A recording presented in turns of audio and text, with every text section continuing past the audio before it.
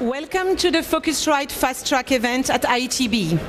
This is now an event that we run every year at ITB, which aims to provide you with a series of mini sessions, providing you the freshest Phocuswright data to hopefully leave you inspired and ready for the next steps. So I'm Florence Kaci. I look after Europe for Phocuswright, and I'm European market specialist. New power distribution are the issues confronting European travel, tourism, and the hospitality industry in Europe, and outlines the roadmap for success for 2017 and beyond. Are we there yet? Chats, bots, messaging are finding their way within the travel industry. Voice assistants, artificial intelligence will be some of the themes that we will cover during our annual event in Amsterdam in May 2017. Swipe and call are the way to get things done. Just being open to change won't cut it anymore. Suppliers and intermediaries need to adapt and innovate to make it happen.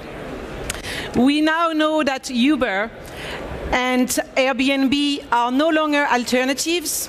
We also know that Ryanair has got rooms and that legal rulings across Europe are taking away a little bit of the OTA's edge. Meanwhile, we also know that tour operators, traditional travel agents, are still at the heart of Europeans and innovate and contemplate new ideas to break it through and compete with those OTAs who are constantly absorbing local competition and finding alternatives. With the search, shop, and buy funnels stretching and twisting like never before, everyone is now fighting to get much closer to the transaction. So all of those topics are the theme that we will cover during our Phocuswright European event. Travelers will not be owned. They're constantly looking for the best fare in the faster and most fun environment. So let's now take a look at the next wave in global travel and have a brief overview on the global online travel space as it stands today. Following this brief introduction, I will hand it over to Norm Rose, our senior technology analyst, who will present you the key findings of one of the most recent studies that we've completed at Phocuswright on payment services across Europe. He will then moderate a panel for the rest of the session with 4 key industry players within the payment travel space in Europe. The global travel space has now reached $1.3 trillion, a far cry from where it was just 5 years ago. In less than 20 years, the global online travel space has made it from 0 to $500 billion. So let's take a look at the growth. The global travel industry has been growing steadily over the past 4 years. Now, if you look at the online travel growth, this has been growing 4 times much faster than the total travel industry as a whole. Yes, the market, as you can see on this slide, has actually shown a blip in 2015, obviously down to the economy and some of the politics around the world. Now, if we look at online penetration now, you can see here that more than 40% is done online at the global level. We're actually reaching 43% in 2017. But what I would also like to show you on these slides is that we need to bear in mind that close to 60% is still actually made offline. So the target is really not to move the total travel bookings from offline to online, but to adapt. We need to bear in mind that a portion of those clients still enjoy to book at front desk, by phone, or through traditional travel agents. The most important thing to remember here is about adapting to these new travelers and innovating, keeping in mind the changes that the new travelers are asking for the travel industry. So if you look at the top 3 regions, North America, Western Europe, and Asia, it covers 87% of the market. We're looking here at the online share by region in 2016, sorry. Lagging behind, even that their size is as big as the other regions, are Latin America, Eastern Europe, and Middle East, representing around 5% of less of the online share globally.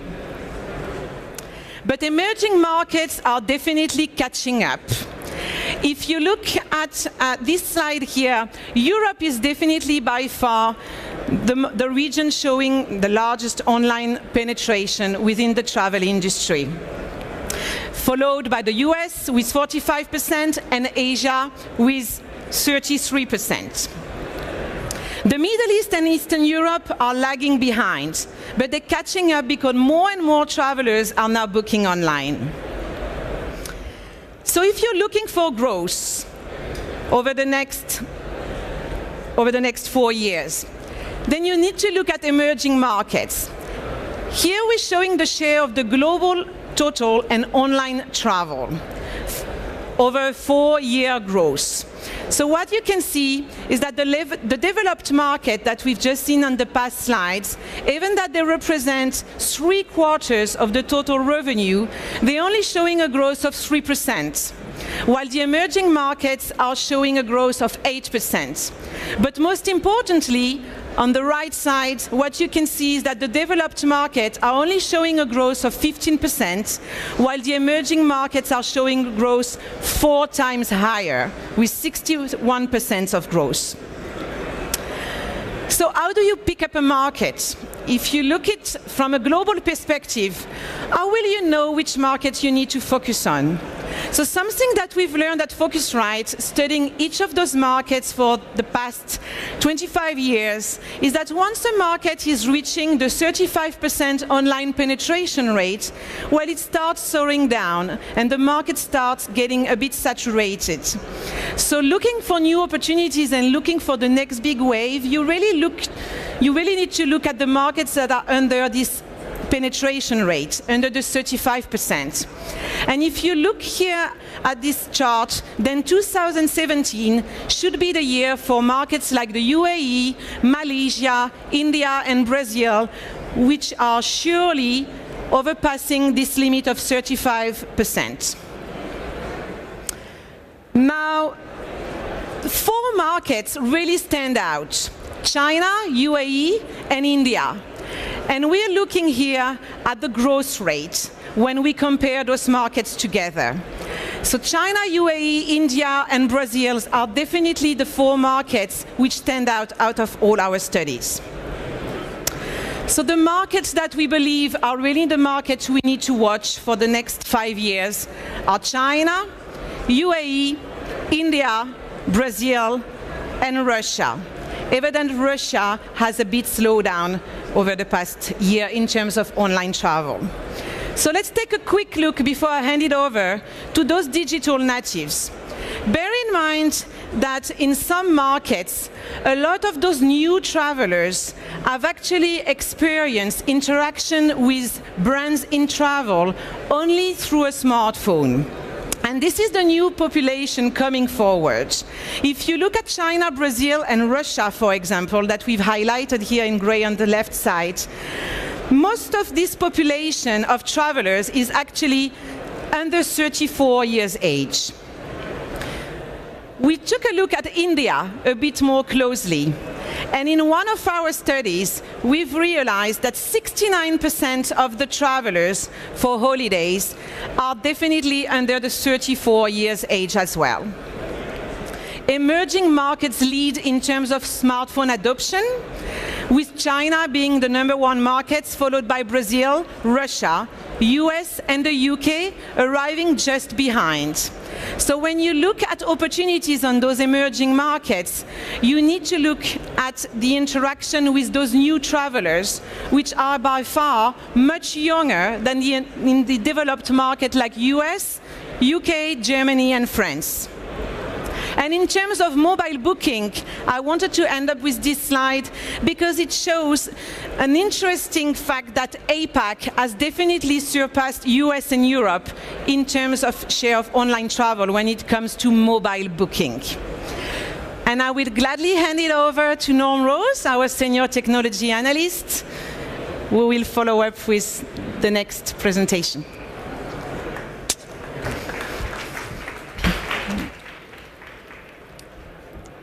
Good morning, everybody. Thank you for joining us. So we did a study late last year on European payment and looking at the entire landscape of B2C, B2B, emerging models, and traditional models. And so I'm going to just very briefly talk about some of the results of this. And then we have a very distinguished panel that will talk and drill down a little bit deeper on some of the specific issues. So, as you all know, Europe is not a single entity. There are differences across countries, and that's been reflected also in what we found as far as our research on payments within Europe. As an example, if you look at the Scandinavian market, there's a lot more adoption of mobile for payments in that market, and there are some use of virtual cards or virtual account numbers as well. In the UK, we found a certain adoption of OS types of payments, such as Apple Pay. In Spain, we noticed that there was a higher incidence of fraud. And in the Netherlands, there is some unique payment options, as an example here is Ideal. In France, there's common use of kind of a dual credit debit card in the form of Blue. Here in Germany, you still have a little bit less credit card usage, more debit card usage, and still a good percentage of bank transfers. This is really focusing on B2C, by the way. In Italy, the credit card acts as kind of a charge card, so people pay it every month. And PayPal has had some penetration in Italy.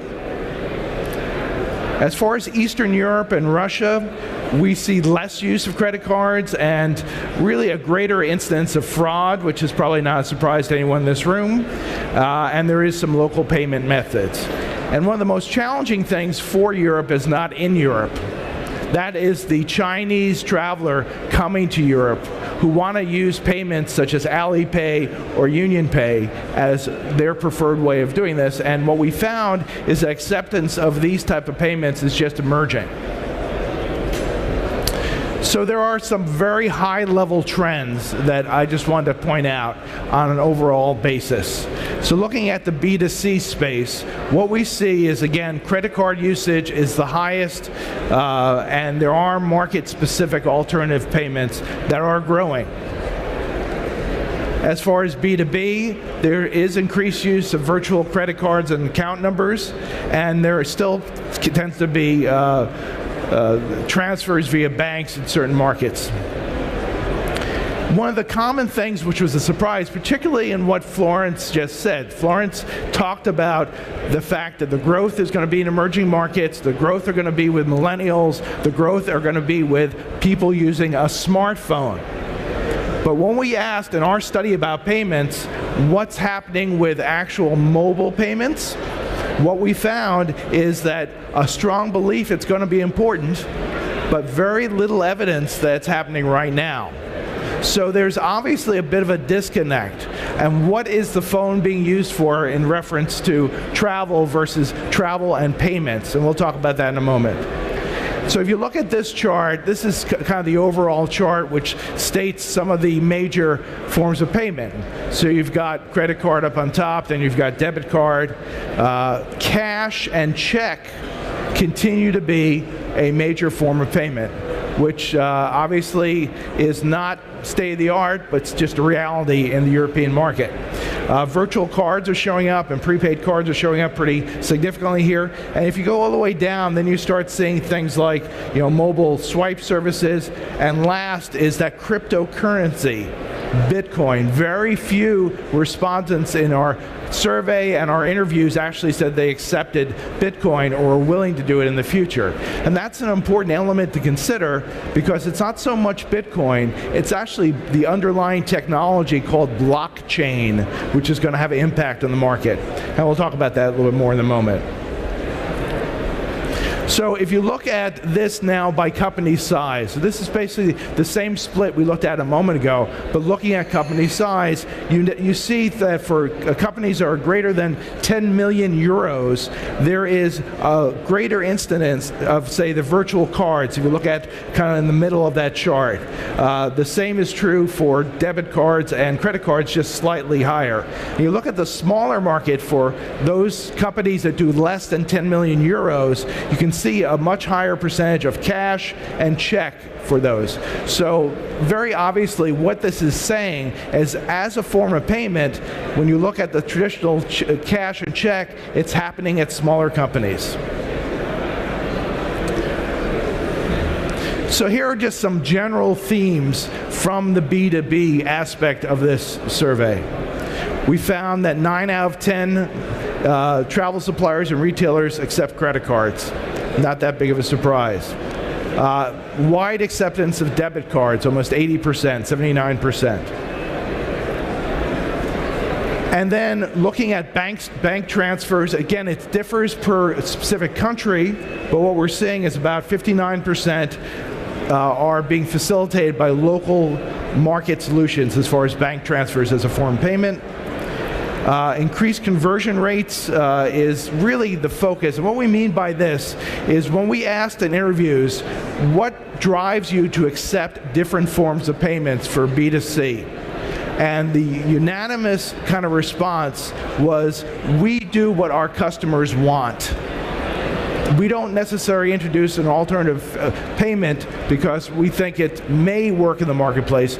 We only introduce it if it causes less friction, if it's easier for the individual consumer to use. And there is a lot of prepaid hotel websites. 95% of websites accept it. So let's switch for a moment and look at B2B payments. And there is a growing use of virtual credit cards and virtual account numbers. And we'll probably discuss this at length with the panel.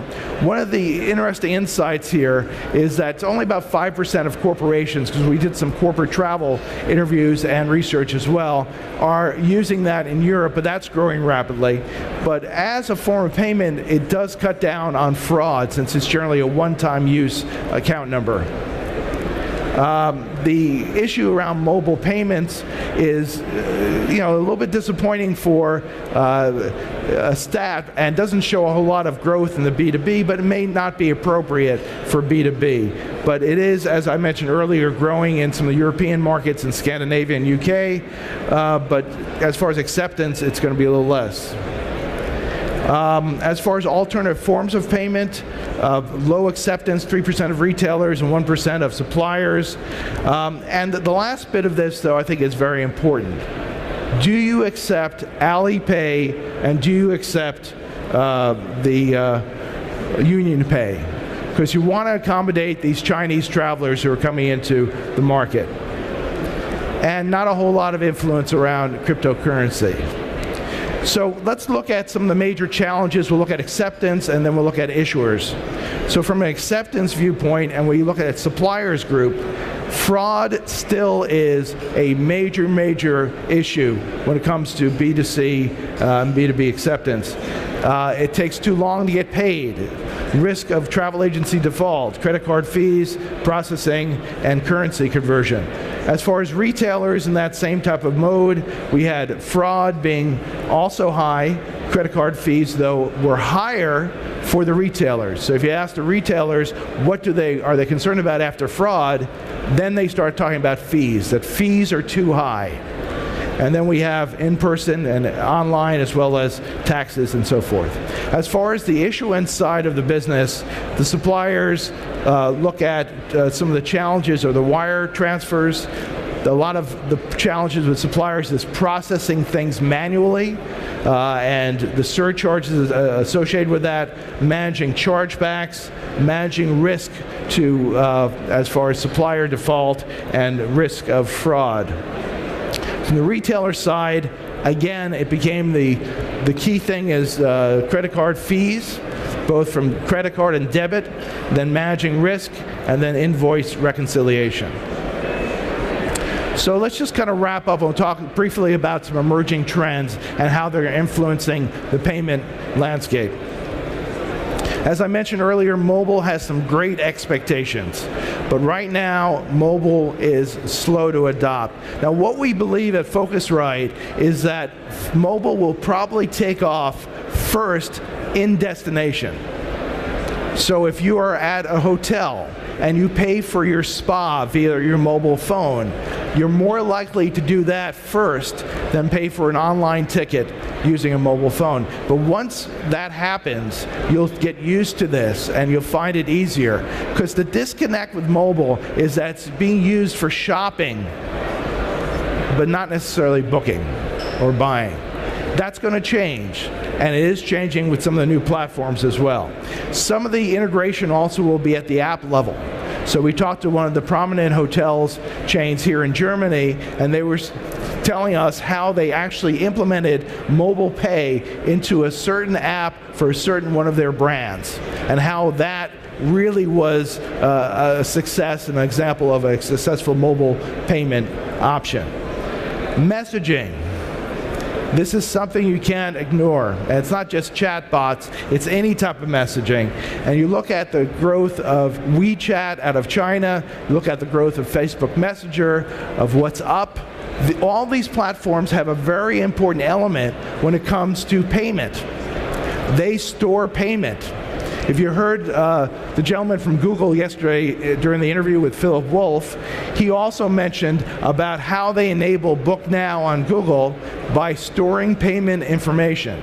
Storing payment information is going to be the key, and whether it's done via chat, whether it's done via the normal kind of mobile bookings, that's going to be a key hurdle that's going to change the marketplace.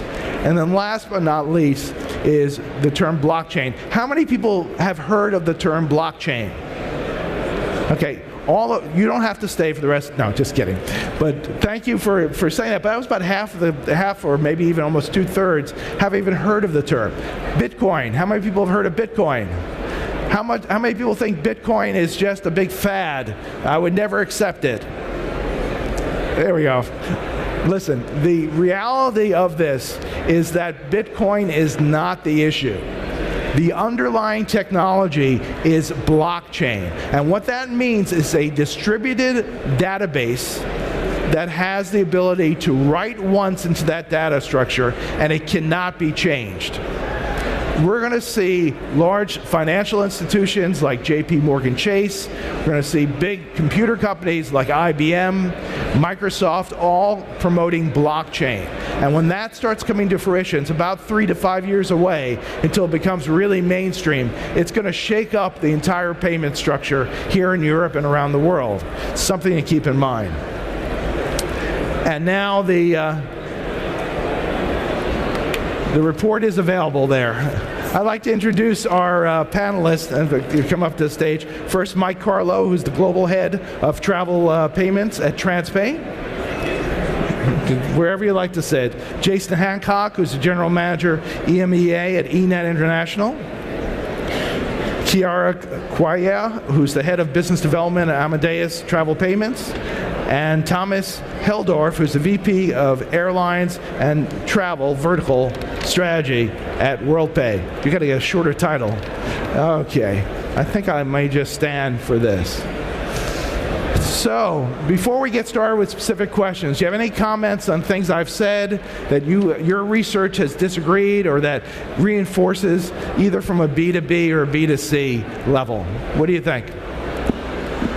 Jump in. Well, I think I was just briefly saying to Jason, I might be a little contrarian today. Good. I think that the discussion about mobile is really important, but 5 years ago, everyone was talking about mobile payments were going to be the next important thing, and now we're saying a similar discussion today. I think the problem is we've never clearly defined what that means. And back 5 years ago, mobile payments were like you're going to pay through your mobile phone account, or there's going to be a different mechanism. I think we need to finally get to the point where we just acknowledge that mobile is a platform, like a call center, like an online interface, and the whole notion of mobile payments doesn't mean anything. So if that's the case, how do you reconcile the fact that Florence had all these numbers which showed the growth in the emerging markets, and the growth is digital natives who use mobile first? How does that coincide with your sense that mobile is not real as far as payments? I think it's not the mobile payment. It's in those regions, people are accessing information via a tablet or a phone. So it's the payment piece is highly correlated to the access. So in Asia, you don't have people calling call centers to make a booking. They're going to an iPad or to their phone. So it's the same payment mechanism, regardless. So we see that the travel journey is extending. So you interact with your travelers not only at the moment of booking, but also throughout the journey. So mobile becomes for you a channel to interact with your customers throughout the entire trip. So not only the booking, but in destination and wherever they travel to. And payment, yes, is vital in that journey, and you want to be able to sell, upsell, cross-sell along all that journey. So if you want to call it a mobile payment, you may do so, but it's actually a payment that happens through a mobile channel. And I still think that most of the payment done on the back of my mobile is still done with a card payment. And in the reality is that what is happening, what we see that most of the travel merchants are accepting different form of payment on the web, but when you go on the mobile channel, you see that only few form of payment are accepted. And if you see in airline specific case, we just released a report that it's called Beside the Wallet Wars, and you will see, we did a study on airlines. You will see the airlines that are accepting a lot of form of payment in the web, and then on the mobile, for example, all of them accepting PayPal on the web, but on the mobile, only few. And it's very funny because eventually by accepting PayPal, they will reduce the payment friction really at the mobile point of sales.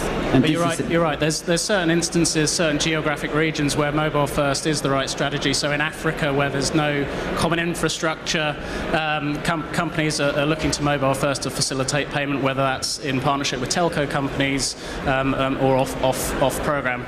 That's one case, and then the other case is businesses that have incorporated the payment part, whether that's on the fundamental and same methods of payment being used, but incorporated payment as a core part of their business model. So Amazon, one-click checkout, Uber's the obvious example, and it all relates back to the customer experience and really making sure that's at the core strategy to drive outcome for that business. And I guess you're right, the experience is what drives people to use something over something. So if you provide an Uber-like experience for selling your travel ancillaries, where your payment methods are stored as a token and you use the internet the first time around to save that token or that payment method, and then every additional payment just becomes putting your finger on that button, then that experience is so much better than any face-to-face interaction with whatever you go buy a ticket at a trade show or downstairs. You need to buy something. So is the actual situation then, kind of what I alluded to as where we believe mobile is going to take place at first, is going to be in destination. So you're there buying whatever at the hotel or a train ticket or something that is physically there, and you're as if you were a retailer, versus this idea of searching for travel and buying a holiday and then paying by mobile. Is that where the disconnect, you think, is? Certainly, there's a strong use case in destination. However, you look at Expedia and some of the global OTAs. I think mobile bookings around the 20 to 25% level. So there's absolutely per the slides that were shown earlier, there's absolutely a move towards mobile first booking. Okay. And it differs by region. So we've just done some research, and where it shows that in Asia, especially in China, but also in countries like Thailand, mobile conversion is much, much higher, and they've almost leapfrogged the whole tablet and desktop infrastructure. So they're much more likely, much more open and willing to use mobile phones to actually book the holidays rather than just searching. Absolutely. What you can buy on WeChat is amazing, isn't it? No, go ahead. I think that payment need to be taken from everywhere. I think that the merchant need to be ready to take payment, in all the channels. There's multiple channel, and conversational channel is most probably the future. We don't know how much will be transact over there, but it's still a channel, and the merchant need to be ready. What we see that in reality they are not, okay? Because in some cases they rely on their own system, and they really have to rely on experts, I would say. Okay. And this is one of the main issues. Great. Okay, so I'm going to address some specific questions to folks because we have some B2B. Are we done critiquing Phocuswright research? Excuse me? Are we done critiquing Phocuswright research? Oh, well, you could if you want. So let's start with you, Mike. So when you look at different types of B2B payment options, and you look at kind of the hotel sector, what does drive efficiency for payments for the hotel to adopt B2B? So payments. The first part of that is there pretty much is no efficiency in hotel payments. Are there how many hotel people are in the audience? A couple. Great. Yeah, okay. So if you think about hotel payments, unlike any other industry and any other part of the travel industry except car rental, a hotel payment strategy is based on where the property is located, not where the guest is coming from.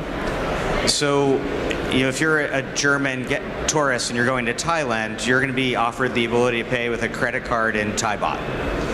And you then take your card and you pay at the hotel in Thailand, and they run it through their local acquiring channel. I'm on the board of directors of a hotel group called Hedna. We've been working with most of the people on this panel and a lot of people at this event designing what we're calling future best practices, which is basically addressing the fact that hotels need to move to a guest-centric view on payments, so that German guest is offered the ability to pay in euros and pay with Sofort if they choose. So that's sort of the precursor to your question. What happens from there is once that happens, and the brands become merchant of record for the transactions, then we need to really focus on efficient B2B payments. And what we're seeing is, the traditional virtual credit cards or vans are expensive for a transaction for a company paying its own properties. Not all of it. Fair enough. But there are other mechanisms out there. So we're sort of looking, as Hedna is pulling together this working group paper, we're looking at sort of a portfolio approach of payments. So vans might be very beneficial in these markets. Bank transfers might be very beneficial in these markets, and depending on the relationship that the hotel property has with the payer. But what I really heard you say was interesting in the sense that the B2C affects the B2B. So that the B2C you would think would be, I'm a traveler from the United States, this is how I would like to pay, but it's more like, well, you're in Germany, and Germany basically has certain ways of resolving things, so it's a local market issue, and that's going to be what's going to be preferred for settlement. Yeah, there's no central collection at most of the major brands. So if you do a prepaid booking at Hilton, Hilton takes your credit card details and they forward them to the local property via fax or some sort of secured method of transmission, and they enter them into their PMS or their POS at the hotel. So there isn't that central acquiring. So you have that transaction becomes a cross-border transaction. You pay extra card fees on the consumer part versus doing optimal routing at the centralized merchant of record and then getting the money to the properties efficiently. Okay, great. So Chiara, we were talking about the term alternate payments. So what are examples of some alternate payments which are emerging in different markets? So, by the definition, alternative method of payment is really what it is, not card payment. Okay, so this is usually the standard in the industry definition. Okay, so and it's, I would say, even increasing the complexity from a travel merchant perspective. Okay, because imagine a travel merchant, doing business in 20 countries, multiple channel. Okay, accepting card. So most probably, if it's 20 countries, they have 10 acquirers, assuming that one acquirer will cover more than one country, but maybe only one channel, that is e-commerce, I don't know. So this is a complexity. If you even more, as a merchant, you want to increase the consumer experience, you have to accept alternative form of payment. And by alternative form of payment, what will happen, you will only have few that are global, for example, PayPal, but most of them are very localized, like Ideal, so forth, Klarna, Boleto, Kiwi, and so on. So at the end, the travel merchant will still have additional maybe 15 providers. So, this is, and it's exposed to a very huge complexity of contracting with this party, complexity of high cost, because maybe in some country they have marginal business, but they still have to contract 3 or 4 different form of payment, okay? And a huge complexity in the back office, to reconcile and so on. So that's why I think most of the time they have thousands of people maybe in the back office, but also in each local market, okay? So I think this is the complexity they are facing, okay? And this is more on the travel, I would say, the travel merchant side. Now, on the B2B side, yes. What we see is an evolution of card, okay? An evolution of card product that has been gone from credit card, corporate card, P-card into virtual card, okay? So, and we definitely see a rise now on these virtual cards, okay?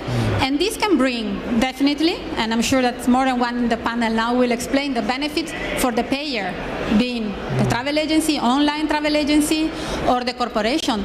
But also there is a benefit for the travel merchant, okay? Because accepting a card today, call it physical, call it virtual, okay? They are not exposed to the financial risk, okay, if the payer is going bankrupt, like other form of traditional form of payment, for example, NBSP, plus fast payment and easy payment reconciliation you want, and payment tracking for dispute, okay? So going back to what Mike was saying, I don't think it's fair to associate virtual payment with high cost, okay? Because virtual payment is I would say is the rail. On the back, you can have different solution, okay? High and I would say and low cost. And it's a matter between the supplier and the merchant to find the right balance, because it's I would say it's an environment here, okay? And a balance between benefits and costs. And just to add to that, I think it's really important to, as Mike was saying, to set standards because the complexity, the fragmentation of payment methods and properties across the world. But virtual card is something that is working right now and working very well for a lot of companies, and it's something practical and lots of companies are benefiting from. There was another point, just sort of bouncing off Chiara's comment, which is if I'm an agency wanting to offer choice to my customer in the booking by offering alternative forms of payment, I have a challenge in the back end of how to pass that payment onto the property. If I'm accepting a card, I can run an agency model, so take that credit card payment from the consumer and pass that through to the supplier. if I'm taking an alternative form of payment on the front end, I can't always pass that on to the supplier because the supplier doesn't accept PayPal, doesn't accept WeChat, doesn't accept so forth and so on. So virtual cards have actually found a very important space in online travel in providing universal acceptance to those online players who want to offer that choice to consumers. Again, it's back to the customer experience and offering the consumer definitely some debate here as far as the value, right? Did you want to comment further? No, I think that there are values to the virtual cards. I think the challenges, and I understand that in some cases you can arrange a different relationship with your supplier, but a lot of the virtual card issuers who are not on this panel, you go through the standard Visa, MasterCard interchange rails, and they become very expensive because to the hotel, because the business model is they charge the hotel a regular cross-border interchange rate, and they provide a rebate to the travel agency as a way of keeping them as a customer. Go ahead. Sorry, but I think, as per interchange, you can have, business interchange going from 0.3 up to most probably 2%. Okay? Right.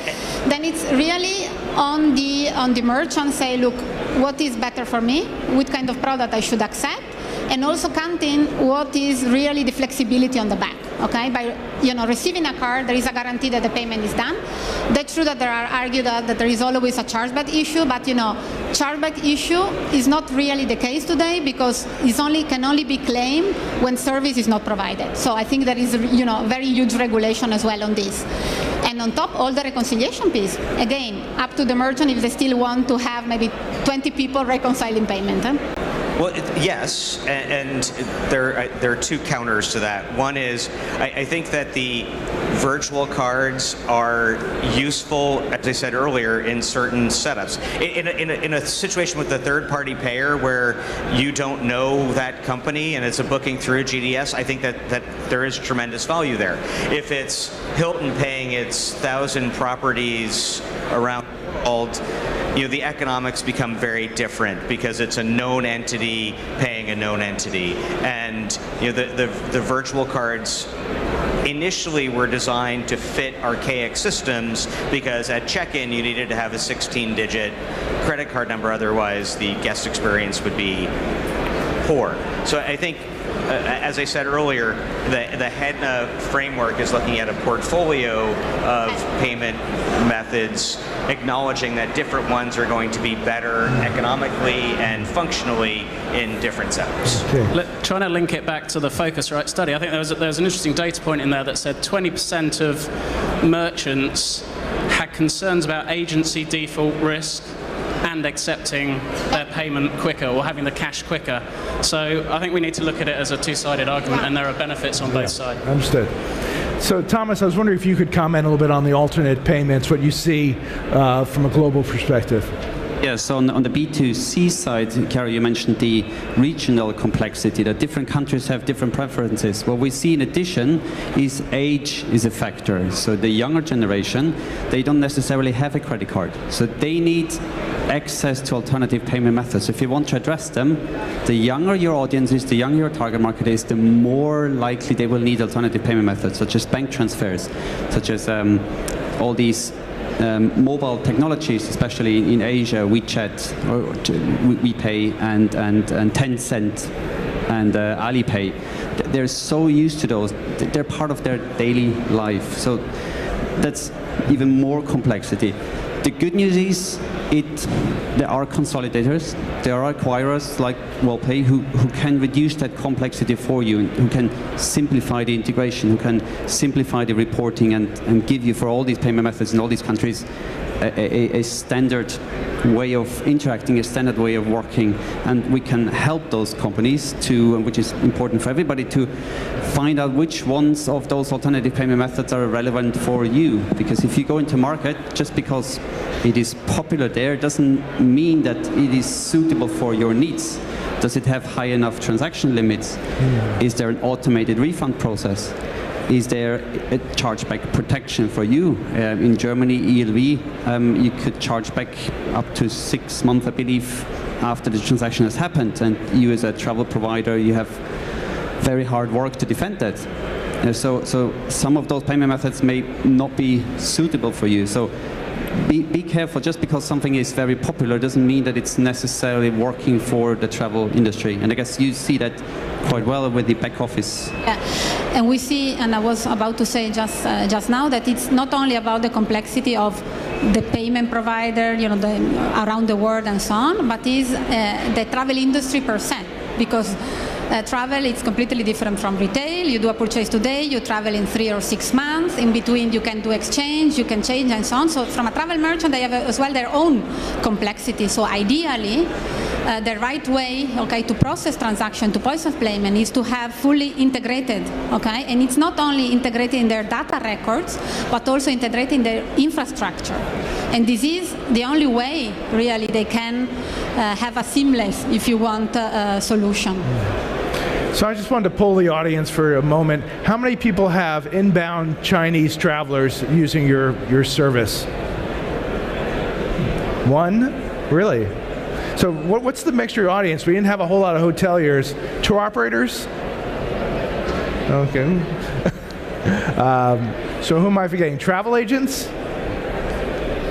Somebody help me here. Who's in the audience? What do you do? The old payment suppliers trying to figure out what to do. Are you suppliers? Suppliers. Okay, a few suppliers. Everyone else apparently just went into the wrong booth at this point. I'm not sure.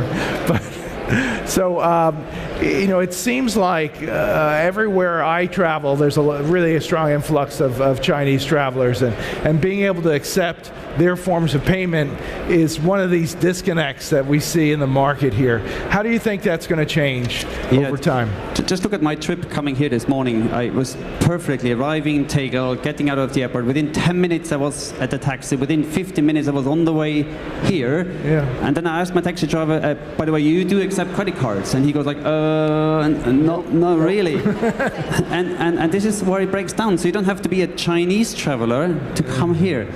And then I try to put my jacket into the wardrobe, cash only. The schnitzel place around the corner, cash only. So if you're a Chinese traveler, what's the alternative? You take out your mobile and just press the Uber button. And yes, Uber will be able to accept your Chinese Cup or Alipay or whatever you have in your local country. And this will come not only for taxi, it will come for attractions, it will come for restaurants. So the guy there will end up paying the Chinese travel agent the commission for that Chinese traveler just to walk into the restaurant and pay with his UnionPay card, because that's the only way he can interact. So yes, there's the option of adapting and starting to accept those payment methods, or you just accept that somebody else will take the transaction and will charge a commission for enabling that purchase, that interaction to happen. From the perspective of hotels, the working group that I referenced earlier, the primary driver of that group was some of the major hotel brands sitting in a room at a workshop talking about how for outbound Chinese guests going to their hotels, they didn't have the ability to receive Alipay or UnionPay as a form of payment. So what they were doing was then redirecting their outbound Chinese guests to Ctrip or AliTrip to book with their preferred form of payment, and obviously they got the booking, but then there's a commission that's paid back, so it ends up being far more expensive to the hotel for the transaction.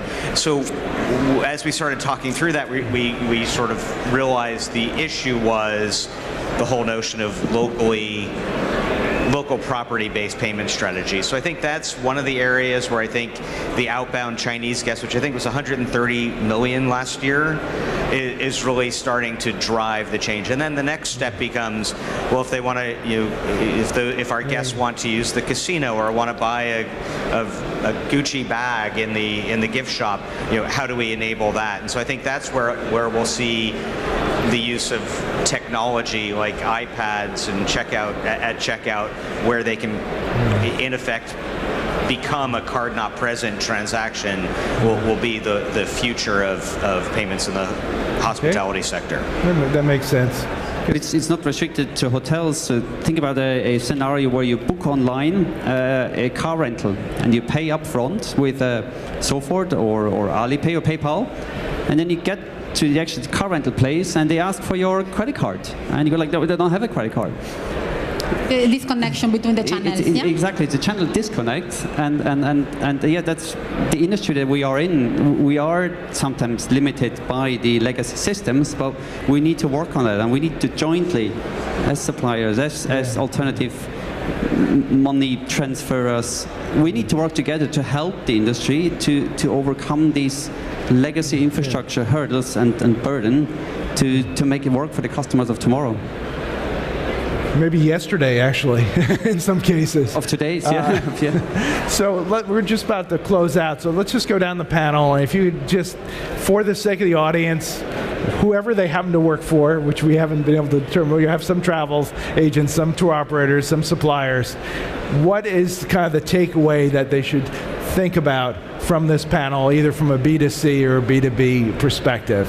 So why don't you start, Thomas? Yeah, so for me it's about, think about how you can make your service and turn that into Uber-like experience, where you have a seamless payment, almost an invisible payment, or at least only one-click payment. So enable your travelers, enable your customers to extend what they buy from you through a mobile device, because that I think is key throughout the journey, through really invisible incremental payments that are as frictionless as possible. Frictionless. You say that is in this high touch and low margin business like travel, operational efficiency is vital. So I would really say that it's key to embrace new payment technology, but it's fundamental to have them integrated in the infrastructure in order to have a better reconciliation on the back, but usually a better user experience on the front. I'd agree with that point. It's about, and if you're not already reviewing your payment strategy, and this is specifically in the B2B world, then you should do. There's huge opportunity and cost savings to do it. And don't view it as just sorting out my payments. It's sorting it out as an enabler to grow my business, and that's really the key. And the last point, which is a bit self-invested, is choose your partner very carefully, because as we've just discussed, the world of payments is extremely dynamic, so you want a partner that's going to work with you through those changes. I'll go completely off onto a different topic. One of the things in your presentation was blockchain and Bitcoin. I think Bitcoin might be useful for B2B transactions, probably not for B2C transactions, but I think blockchain in 3 to 5 years has the potential to completely disrupt everything that we do. And if I were Visa, MasterCard, Amex, I would be truly concerned that blockchain could undermine all of their value add over the next 5 years. Some information to think about, near term and a little bit longer term. I want to thank Mike and Jason and Chiara and Thomas. I know I was going to forget one at the end. And thank you for your participation at this session. Thank you.